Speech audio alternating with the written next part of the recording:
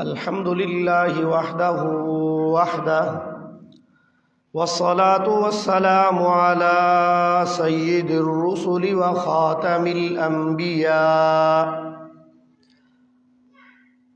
وعلى آله وأصحابه ومن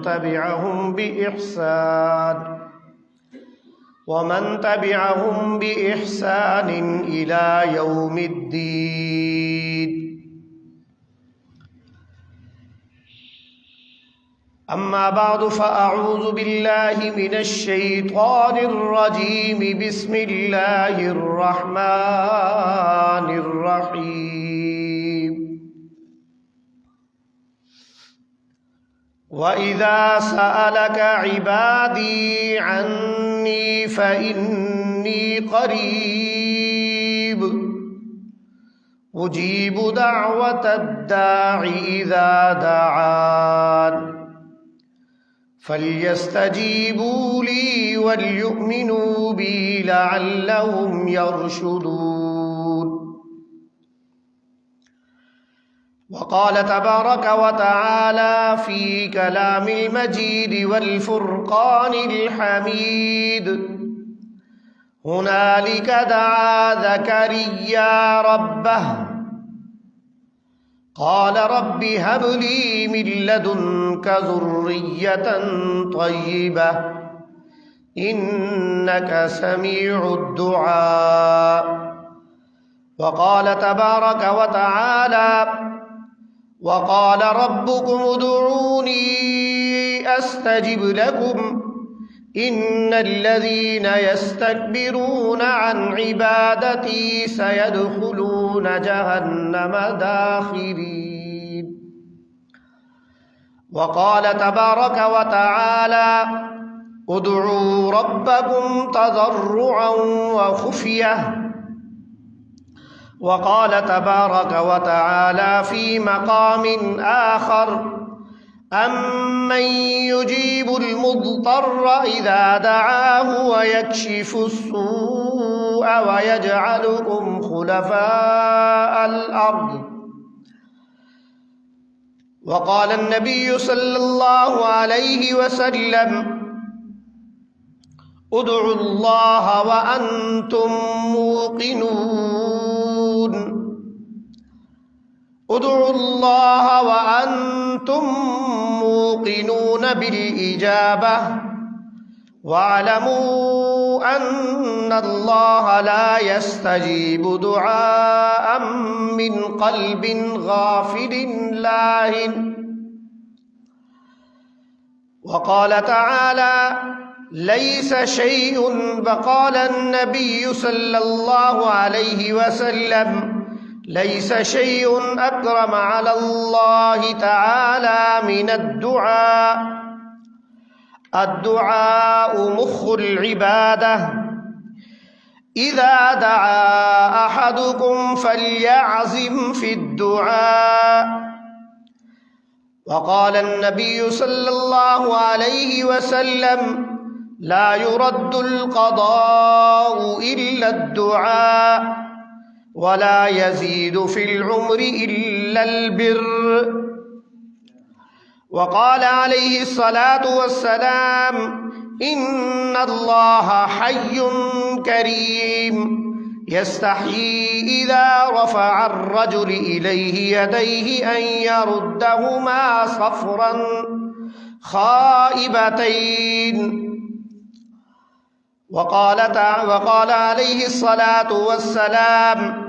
ما من مسلم يدعو بدعوة ليس فيها إثم ولا قطيعة رحم إلا أعطاها الله ثلاث: إما أن تعجل له دعوته وإما يؤخرها له في الآخرة وإما يدخرها له في الآخرة وإما يصرف عنه السوء. وقال عليه الصلاة والسلام: الدعاء بظهر الغيب أفضل من الزيارة واللقاء.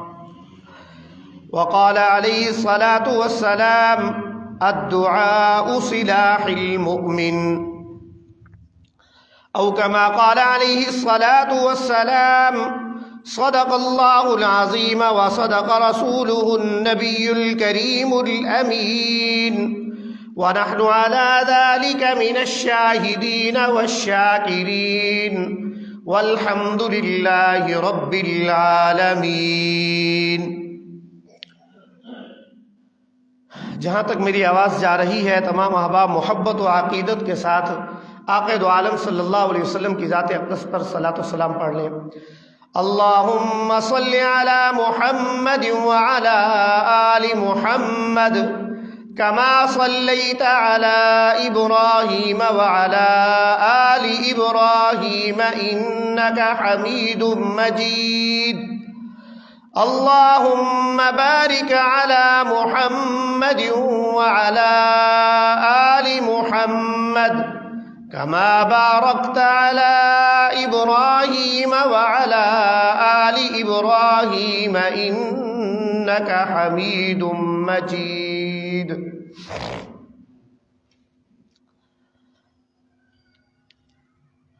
دعا کو ہاتھ اٹھاتے ہوئے لرزتے ہیں، دعا کو ہاتھ اٹھاتے ہوئے لرزتے ہیں. کبھی دعا نہیں مانگی تھی ماں کے ہوتے ہوئے، ہوتی نہیں قبول دعا ترک عشق کی. دل چاہتا نہ ہو تو زباں میں اثر کہاں. کوئی چار اگر نہیں دعا کے سوا، کوئی چار اگر نہیں دعا کے سوا، اور کوئی سنتا نہیں خدا کے سوا. ہزار بار جو مانگا، ہزار بار جو مانگا کروں تو کیا حاصل. دعا وہی ہے جو دل سے نکلتی ہے. لا تسألن بني آدم حاجة وصل الذي أبواب تحجب. الله يغضب إن تركت سؤاله وبني آدم حين يسأل يغضب.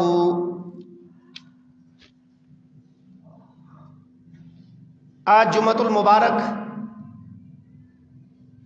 یہ جمادی الاول کا پہلا جمعۃ المبارک ہے. معمول سے ہٹ کر آج کے جمعۃ المبارک کے بیان میں ہم دعا کے فضائل اور مسائل اور اس کی اہمیت کا تذکرہ کریں گے. میں نے قرآن مجید فرقان حمید میں سے چند آیات کریمہ تلاوت کی ہیں، جن میں رب تعالی نے جا بجا قرآن کریم کے اندر دعا کا تذکرہ فرمایا ہے کہ جب کبھی کوئی بندہ، کوئی انسان مجھ سے کوئی حاجت، کوئی خواہش، کوئی تمنا، کوئی آرزو، کوئی سوال کرتا ہے تو میں اس کے اس سوال کا جواب دیتا ہوں. اور یہاں تک جو کہ ہم ہر جمعۃ المبارک کے خطبہ میں ایک آیت کریمہ سنتے ہیں، پڑھتے ہیں: وقال ربكم ادعوني استجب لكم ان الذين يستكبرون عن عبادتي سيدخلون جهنم داخرين. کہ جب کبھی کوئی انسان رب تعالیٰ سے دعا کرتا ہے تو اللہ تعالیٰ فرماتے ہیں کہ میں اس کی دعا کو قبول کرتا ہوں. وقال ربكم ادعوني استجب لكم، کہ تم مجھ سے دعا کرو، مجھ سے سوال کرو، مجھ سے مانگو، میں تمہاری دعا کو قبول کروں گا. اور دوسرے اس آیت کے دوسرے حصے میں فرمایا کہ ان الذین یستکبرون عن عبادتی سیدخلون جہنم داخرین. اور اگر کوئی شخص مارے تکبر کے، نخوت کے، اکڑ کے وہ میرے سے دعا نہیں کرتا تو پھر ایسا انسان جہنم میں ذلیل اور رسوا ہو کر داخل کر دیا جائے گا. دعا کی اہمیت اور فضیلت بہت مسلم ہے.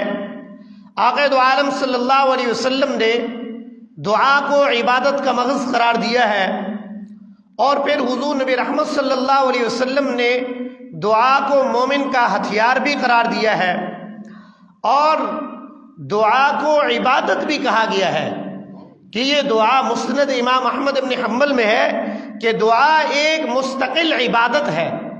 کہ انسان رب تعالیٰ کے حضور متوجہ ہو اور اپنی خواہشات، حاجات اور ضروریات اس کے سامنے رکھ کر اس سے حاجت براری کی دعا کرتا ہوا نظر آئے، تو یہ اس انسان کی خوشبختی کی علامت ہے اور اس کی دعا قبول ہوتی ہے۔ قرآن کریم میں یہ مضمون جا بجا آیات کریمہ کے اندر وارد ہوا ہے۔ 4-5 آیات کریمہ میں نے تلاوت کی ہے کہ اس میں ایک تو یہ ہے کہ وَإِذَا سَأَلَكَ عِبَادِي عَنِّي فَإِنِّي قَرِيبٌ۔ اللہ تعالیٰ فرماتے ہیں کہ جب کبھی کوئی میرا بندہ مجھ سے سوال کرتا ہے، مجھ سے مانگتا ہے، تو میں اس کے بہت قریب ہوں۔ یہ کچھ آیات کریمہ ہیں جن میں ہم سوال کرتے تھے، مشرکین مکہ سوال کیا کرتے تھے، یا منافقین یا کفار سوال کرتے تھے قیامت سے متعلق، چاند سے متعلق، قیامت کی نشانیوں سے متعلق، صدقہ خیرات کے انفاق سے متعلق۔ تو اللہ تبارک و تعالیٰ رب العزت ان کے جواب دیتے ہوئے قل کے لفظ کا اس میں اضافہ فرما دیتے تھے، یسألونک عن الأہلہ قل ہی مواقیت للناس والحج یسألونک ماذا ينفقون قل العفو، اور یسألونک عن الیتامی قل اصلاح لهم خیر۔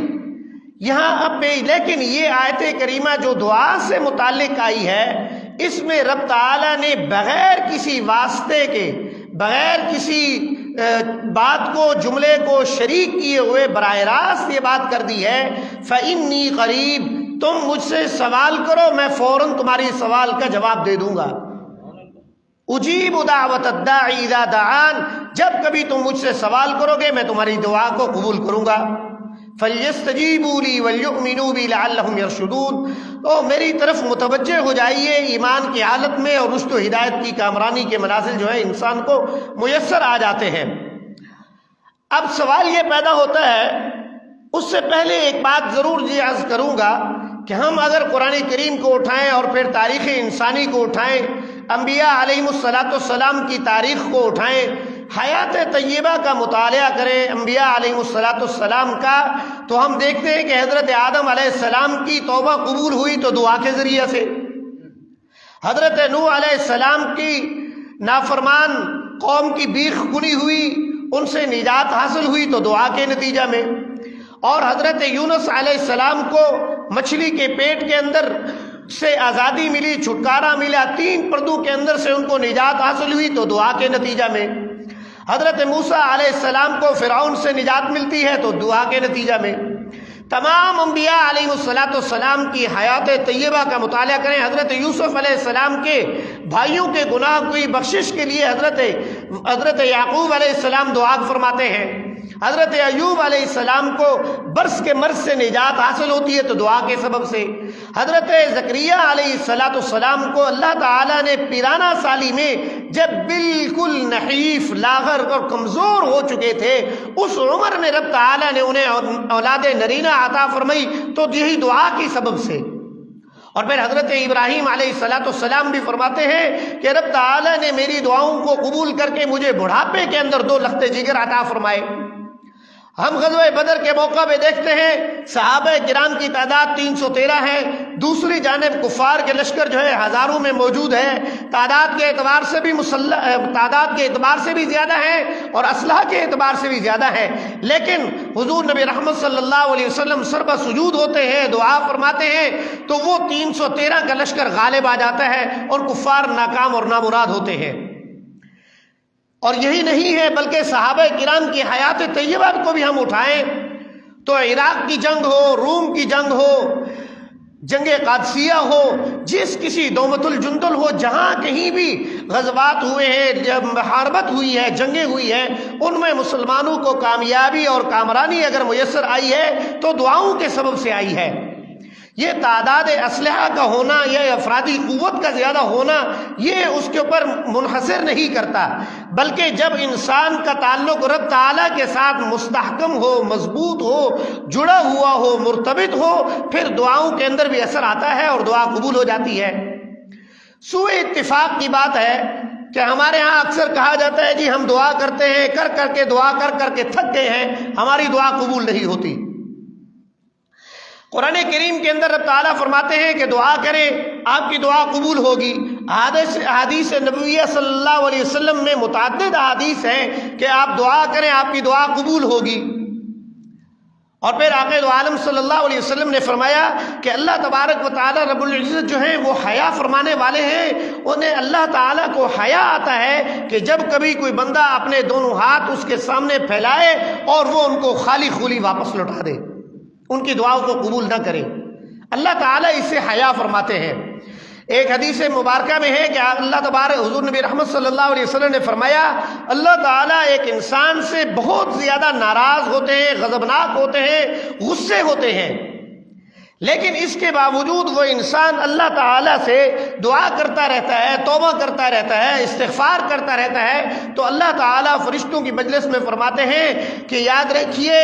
اس بندے سے میں بہت سخت نالاں ہوں، ناراض ہوں، غصے میں ہوں، لیکن اس کے باوجود یہ انسان اپنے ان گناہوں جن کی وجہ سے میں ناراض ہوں اس سے، ان کے اوپر پشیماں ہو کر وہ میرا در نہیں چھوڑ رہا، مجھ سے دعا کر رہا ہے، میں اس کی دعا کو قبول کرتا ہوں، اس کے سارے گناہ معاف کرتا ہوں۔ صرف یہ بات یہ ہے کہ ہم دعا جو کرتے ہیں، ہماری دعا حضور نبی رحمت صلی اللہ علیہ وسلم نے فرمایا کہ جب کبھی آپ دعا کریں تو دعا کرتے وقت آپ کا تعلق جو ہے وہ مرتبط ہونا چاہیے، آپ کو یقین کامل ہونا چاہیے کہ آپ کی دعا ضرور بھی ضرور قبول ہوگی۔ اگر یقین کے ساتھ دعا کریں گے تو دعا قبول ہو جائے گی، لیکن اگر غفلت کی حالت میں اگر کوئی دعا کرے گا تو اس کی دعا قبول نہیں ہوگی۔ حضرت موسیٰ علیہ السلام کا اپنے زمانے میں ایک آدمی سے گزر ہوا، دیکھا وہ رو رہا ہے، دعا کر رہا ہے، الحاح کر رہا ہے، زاری کر رہا ہے، اللہ تعالیٰ سے دعا مانگ رہا ہے، لیکن اللہ تعالیٰ اس کی دعا کو قبول نہیں فرما رہے۔ وہ تو حضرت موسیٰ علیہ السلام جو کہ کلیم اللہ ہیں، اللہ تعالیٰ کے ساتھ کلام فرمایا کرتے تھے، انہوں نے دل ہی دل میں خواہش کی، ارادہ کیا کہ اللہ تعالیٰ مجھے طاقت قوت دیتے تو جو یہ مانگ رہا ہے میں اسے عطا کر دیتا۔ ان کو ترس آ گیا تو اللہ تبارک و تعالیٰ رب العزت نے فوراً کلام فرمایا اے موسیٰ تم سے زیادہ 70 گنا، کئی ہزار سینکڑوں گنا مجھے اس پر زیادہ رحم آتا ہے، ترس آتا ہے کہ میں اس کی دعا کو قبول کر لوں، لیکن وجہ یہ ہے اس کی دعا کے قبول نہ ہونے کی کہ یہ انسان غفلت میں دعا کر رہا ہے، مانگ مجھ سے رہا ہے، توجہ میری طرف ہے، زبان سے پڑھ رہا ہے، الفاظ دہرا رہا ہے، لیکن دل اس کا بکریوں کے اندر، اپنے مال مویشی کے اندر اٹکا ہوا ہے۔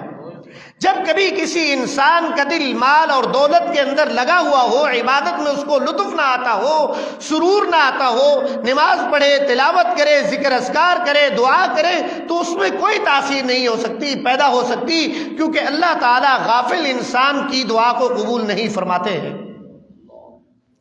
اور پھر ایک یہ بھی بات ہے دعا کے قبول نہ ہونے کی وجہ، ایک یہ بھی ہے کہ آقا دو عالم صلی اللہ علیہ وسلم نے فرمایا کہ ایک انسان ہے، اللہ تعالیٰ فرماتے ہیں وہ پراگندہ حالت کے اندر ہو کر بڑی ہی جو ہے نا الحاح اور زاری کر کے مجھ سے دعا مانگ رہا ہے، یا ربی یا ربی یا ربی کہتا چلا جا رہا ہے، لیکن مطعمہ حرام، مشربہ حرام، اور ملبسہ حرام، ومغذیہ حرام، کہ اس کا کھانا پینا بھی حرام ہے، اس کا لباس بھی حرام کا ہے، اور اس کے جو ہے اپنا کھانا پینا بھی حرام کا ہے، اس کا اٹھنا بیٹھنا پہننا سارا کچھ حرام کے اندر مبتلا ہے، تو میں اس کی دعا کیسے قبول کروں؟ دعا اسی کی قبول ہوگی جو یا ایھا الذین آمنوا کلوا من طیبات ما رزقناکم واشکروا لنعمت اللہ ان کنتم ایاہ تعبدون فکلوا مما رزقکم اللہ حلالا طیبا۔ ہماری دعا کے قبول نہ ہونے کے اسباب کو ہمیں تلاش کرنا چاہیے کہ کیا وجہ ہے، دعا کیوں نہیں قبول ہوتی؟ ہمارا کھانا حلال کا نہیں ہے، ہم جو ہے گناہ کبیرہ کو ترک نہیں کرتے ہیں، ہم جو ہے غفلت کے اندر ڈوب کر جو ہے دعا کر رہے ہیں، الحاح اور زاری داری متوجہ نہیں ہوتے، عجز اور انکساری، اللہ تعالیٰ کے حضور اپنے اعمال کے اوپر پشیمان نہیں ہوتے، جو غفلت، جو گناہ ہم سے جانتے ہوئے یا بوجھتے ہوئے سرزد ہو گئے ان کے اوپر پشیمان نہیں ہوتے، تو پھر دعا کیسے قبول ہوگی؟ لازمی یہ بات ہے کہ دعا کے قبول ہونے کے لیے منکرات سے بچا جائے اور یقین کامل اور اخلاص کے ساتھ دعا کی جائے، اللہ تعالیٰ سے خالص اللہ تعالیٰ سے دعا کی جانی چاہیے۔ اور پھر دعا انسان جب حضور نبی رحمت صلی اللہ علیہ وسلم نے فرمایا اللہ تعالیٰ سے مانگو اور اس کے اندر کثرت کرو، زیادتی کرو، بہت زیادہ دعا مانگو، اور پھر دعا مانگتے ہوئے شرطیں عائد نہ کرو، اگر تو چاہے تو یہ کر دے۔ اللہ تعالیٰ کو کوئی اگر مگر میں جو ہے پھنسا نہیں سکتا، ان کو گرفتار نہیں کر سکتا۔ اللہ تعالیٰ حی قیوم، اور پھر اللہ تبارک و تعالیٰ رب العزت کی ذات جو ہے وہ ہر چیز کے اوپر مالک الملک ہے، قہار ہے، اس کے اوپر وہ ہر چیز کا احاطہ کیے ہوئے ہے۔ وَلَا يُحِيطُونَ بِشَيْءٍ مِّنْ عِلْمِهِ إِلَّا بِمَا شَاءَ، کوئی چیز ان کے احاطہ سے دسترس سے باہر نہیں ہے۔ ایک حدیث نبی صلی اللہ علیہ وسلم میں ہے کہ عاقد عالم صلی اللہ علیہ وسلم نے فرمایا، اللہ تعالیٰ فرماتے ہیں کہ تمام جن و انس مشترکہ ہو کر مل کر مجھ سے دعا مانگے، مجھ سے اپنی حاجات مانگے، میں ان کے دیتا چلا جاؤں گا، اور ایک ذرہ برابر بھی میرے عنایات کے اندر کمی واقع نہیں ہوگی۔ کل انسانیت اور کل جن اگر مانگے تو ہم دیکھیں کہ ہم کتنے لوگ کتنا دعا کرتے ہیں اللہ تعالیٰ سے۔ اور پھر جب کبھی دنیا کے دنیوی امور کو ہم اگر دیکھ لیں آسانی کے ساتھ بات سمجھنے کے لیے، کہ جب ہمیں کسی افسر کے پاس جانا ہے، انٹرویو کے لیے جانا ہے، کہیں کسی مہذب مقام پر سردار کی کسی بڑے کی مجلس میں جا رہے ہیں، تو بن سور کے جاتے ہیں، اچھے کپڑے، اچھا لباس، اچھی حالت، اچھی حیت بنا کے جاتے ہیں۔ تو اسی طریقے سے جب ہم رب تعالیٰ سے ہم کلام ہو رہے ہوں، اس سے دعا کر رہے ہوں، اس سے اپنی مناجات اپنی پیش کر رہے ہوں، تو تب ہماری حالت اور کیفیت بھی ہمیں اس کو تیار کرنا چاہیے، پریپیئر کرنا چاہیے کہ ہم کس طریقے سے بیٹھیں، قبلہ روح ہو کر بیٹھیں، باوضو ہو کر دعا کریں، دو زانو ہو کر دعا کریں، حمد و صلات کریں، ثنا پڑھیں، درود شریف پڑھیں، استغفار کریں، اپنے گناہوں پر پشیمانی اور ندامت کا اظہار کریں، پھر اللہ تعالیٰ سے دعا کریں، اور وہ قبول نہ ہو تو پھر بات ہو سکتی ہے کہ اس پہ بات کی جائے۔ لیکن اس پر بھی آقا دو عالم صلی اللہ علیہ وسلم نے ارشاد فرمایا کہ جب کبھی کوئی انسان تمام دعا کے شروط اور آداب کو پورا کرنے کے بعد دعا کرتا ہے اور اس کی دعا قبول نہیں ہو رہی ہے، اور اس کی دعا کے اندر نہ تو کوئی گناہ کی بات تھی اور نہ کوئی قطع تعلقی کی بات تھی کہ رشتہ داری کو توڑ رہا ہو، یعنی کہ حقوق اللہ کی ادائیگی، گناہگار انسان کی تو دعا قبول ہو ہی جاتی ہے کہ وہ اللہ تبارک و تعالیٰ رب العزت کی رحمت اس کی طرف متوجہ ہوتی ہے کہ وہ توبہ تائب ہو جائے، اللہ تعالیٰ اس کو معاف کر دے اور بخش دے۔ لیکن اگر کوئی انسان حقوق العباد سلب کر کے بیٹھا ہو، باپ کے حقوق، اولاد کے حقوق، بیوی کے حقوق، بہنوں کے حقوق، رشتہ داروں کے حقوق، پڑوسیوں کے حقوق، انسانوں اور جانداروں کے حقوق سلب کر کے بیٹھا ہوا ہو، تو اس کی دعا بھی قبول نہیں ہوگی۔ جس کے دل میں کینہ ہو، بغض ہو، عداوت ہو، حسد ہو، جھوٹ ہو، گناہ کبیرہ کا وہ کثرت کے ساتھ ارتکاب کرتا چلا جا رہا ہو، تو اس انسان کی بھی دعا قبول نہیں ہو سکتی ہے۔ تو ہم جب دعا کرتے ہیں تو ہمارے دلوں کو صاف ہونا چاہیے، ہمیں وہ آداب اور شروط جو ضوابط ہیں، قواعد اور ضوابط ہیں، ان کی مکمل پاسداری کرتے ہوئے دعا کرنی چاہیے۔ چنانچہ آقا دو عالم صلی اللہ علیہ وسلم نے ارشاد فرمایا کہ ایسے شخص جو دعا کرتا ہے اللہ تعالیٰ سے اور اس کی دعا کے اندر کوئی گناہ کی بات نہیں ہے، کوئی نافرمانی کی بات نہیں ہے، کوئی قطع تعلقی کی بات نہیں ہے، تو اس کی دعا ضرور بھی ضرور قبول ہو جائے گی، البتہ اس کے 3 درجات ہیں۔ ابھی حالیہ جو اجتماع ہوا گزشتہ اتوار کو، جو دعا تھی، حضرت مولانا ابراہیم دیولہ صاحب انہوں نے عالمی تبلیغی اجتماع کے اختتامی دعا فرماتے ہوئے بھی فرمایا ہے، یہ حضور نبی رحمت صلی اللہ علیہ وسلم کی حدیث کا بھی یہی مفہوم ہے کہ آقا دو عالم صلی اللہ علیہ وسلم نے فرمایا کوئی دعا جو ہے مردود نہیں ہوتی، ہر دعا قبول ہو جاتی ہے، لیکن قبولیت کے درجے ہیں۔ اول یہ ہے کہ جس بات میں دعا کی وہ دعا بعین ہی آپ کے حق میں قبول ہو جائے۔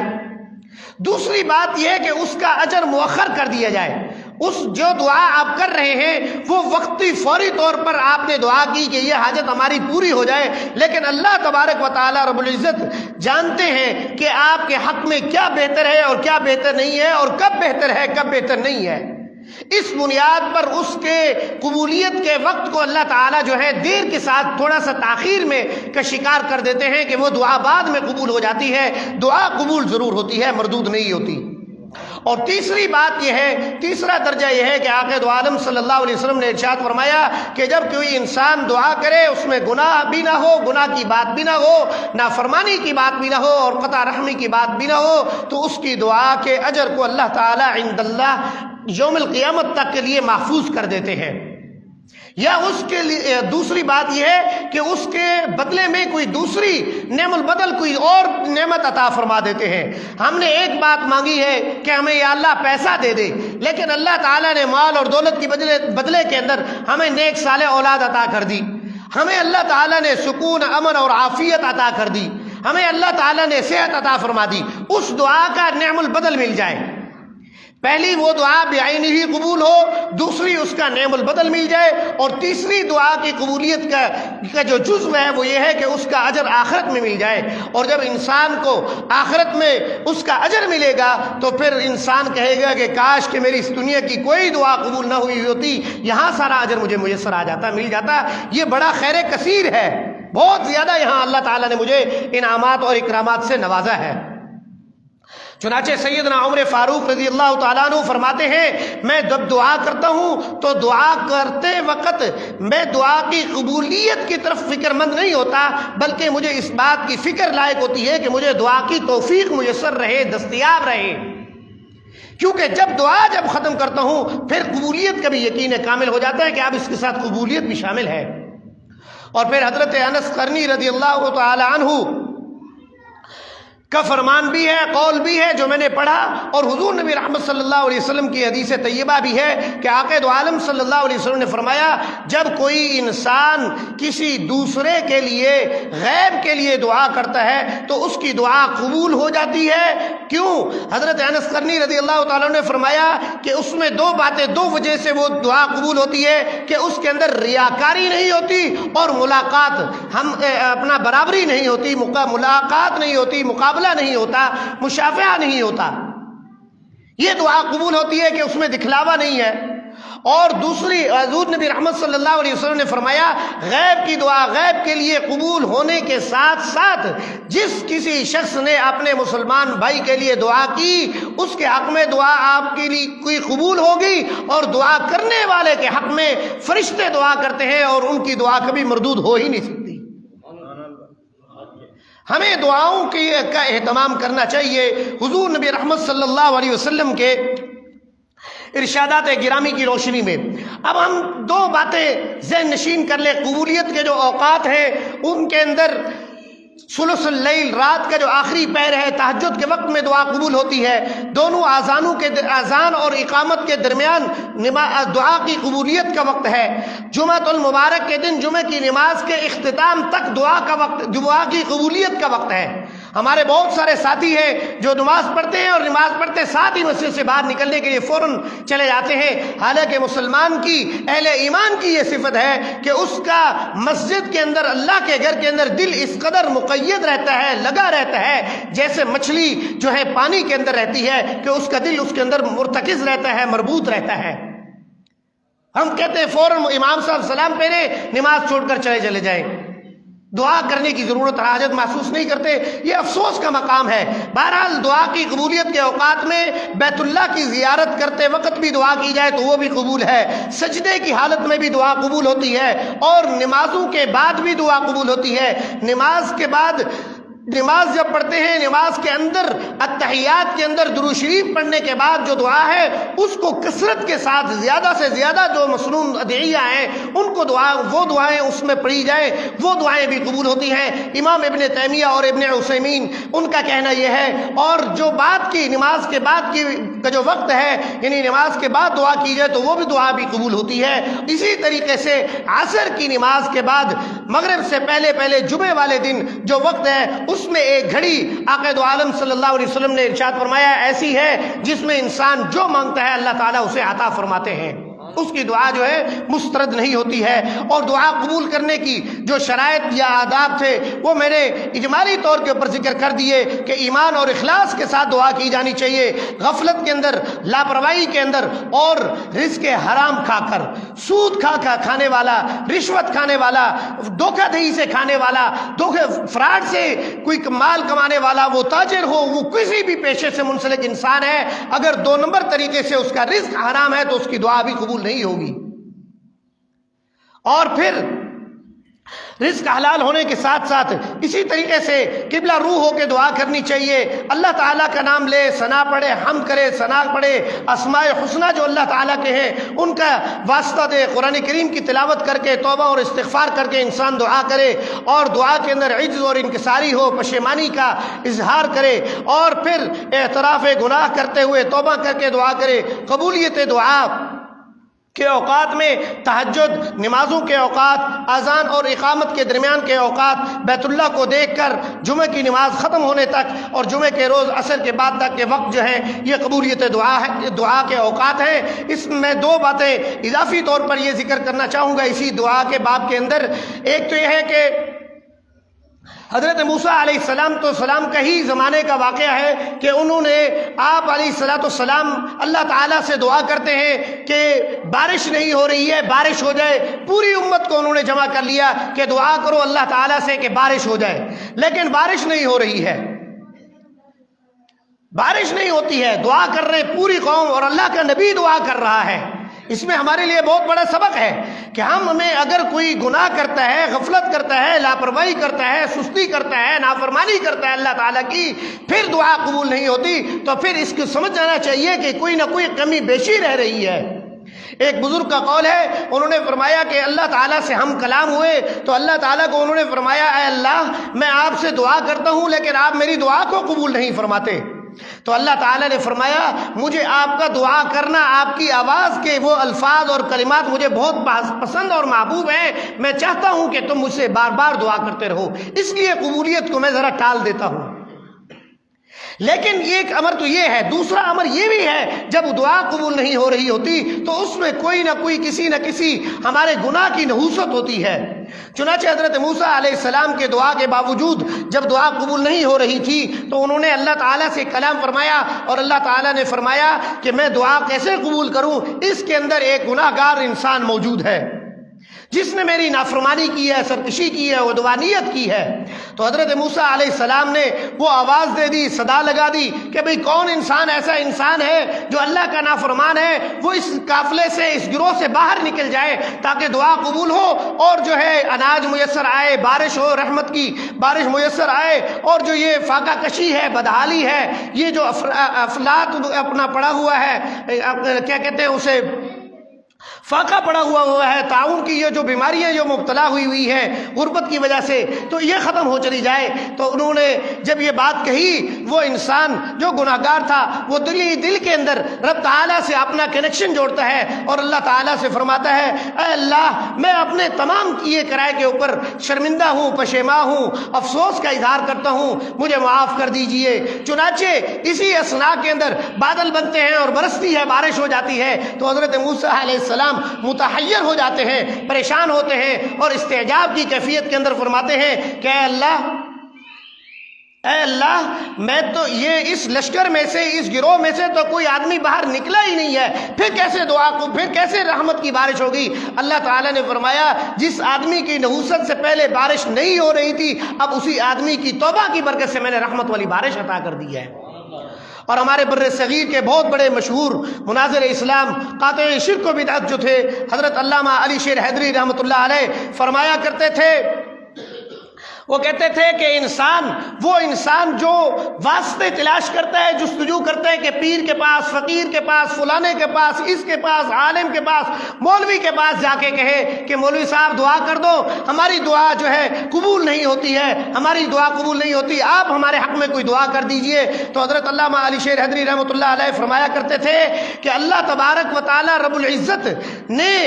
اس وقت اس ملعون شخص کی بھی دعا کو قبول کیا ہے جب اس کے اوپر شدید ترین غضب نازل ہو رہا تھا، کہ جب اللہ تبارک و تعالی رب العزت نے شیطان ملعون ابلیس کو کہا کہ اس قافلے سے نکل جاؤ، مردود ہو گئے ہو، تم پر قیامت تک کے لیے جو ہے لعنت مسلط کر دی گئی ہے۔ قال فإنك رجیم وإن عليك لعنة إلى يوم الدین، تمہارے اوپر قیامت تک کے لیے لعنت مسلط کر دی گئی ہے۔ تو حضرت علامہ علی شیر حیدری شہید رحمۃ اللہ علیہ فرماتے ہیں اس اثنا میں ابلیس نے اللہ تعالیٰ سے یہ دعا کی، قال رب فانظرنی الی یوم یبعثون، عین اس وقت میں جب اس کے اوپر غضب نازل ہو رہا ہے، جب اس کے اوپر لعنت نازل ہو رہی ہے، جب اس کے اوپر اللہ تعالیٰ کی پھٹکار مسلط ہو رہی ہے، اس بیچ میں اس نے دعا کر دی اور اللہ تعالیٰ نے اس کی دعا کو قبول کر کے اس کو قیامت تک کے لیے مہلت دے دی ہے۔ تو آپ فرماتے ہیں کہ اگر کوئی انسان بحیثیت مسلمان ہوتے ہوئے بھی کلمہ گو ہوتے ہوئے، قرآن پڑھتے ہوئے، نماز پڑھتے ہوئے، دین پڑھتے ہوئے، ذکر اذکار کرتے ہوئے بھی یہ سوچتا ہے کہ اس کی دعا قبول نہیں ہوتی، تو اس سے بڑی شومی قسمت کیا ہو سکتی ہے۔ چنانچہ آج کی خطبہ جمعۃ المبارک میں ہم نے جو گفتگو کی ہے اس میں قرآن اور سنت کی روشنی میں دعا کی اہمیت اور ضرورت کو بیان کیا ہے کہ اس کے اہتمام کی ضرورت ہے۔ تعلق جو ہے اللہ تعالیٰ کے ساتھ ہمارا جڑے گا تو وہ ہمارے حق میں دعا قبول ہو جائے گی۔ پھر اسی کے اوپر شہادت دی ہے، قبولیت کے اوقات بھی بتلائے ہیں، شرائط اور آداب جو ہیں دعا کی قبولیت کے وہ بھی بتلائے ہیں، اور حضرت موسیٰ علیہ السلام کی حیات طیبہ سے بھی استدلال کیا ہے کہ انہوں نے جو فرمایا کہ جب اللہ تبارک و تعالی رب العزت جو ہے وہ انسانوں کے اوپر بہت زیادہ رحیم اور کریم اور شفیق ہے، شرط یہ ہے کہ انسان دعا کرتے وقت اللہ کے ساتھ اپنی لو لگا کے رکھے، اس کا دل کسی اور کی طرف ملتفت نہ ہو، رزق حلال کا ہوگا، اور اگر حرام کے اور منکرات کے کاموں سے ہم بچ چلے جائیں گے تو ہماری کوئی بعید بات نہیں ہے کہ ہماری دعا قبول نہ ہو۔ خاص طور پہ جمعے کے بعد اور فرض نمازوں کے بعد دعاؤں کی قبولیت کا وقت ہوتا ہے، اس میں بیٹھ کر دعا کر کے جانا چاہیے۔ اللہ تبارک و تعالی رب العزت جو کہا سنا اس پر عمل کرنے کی توفیق نصیب فرمائے۔ وما علینا الا البلاغ۔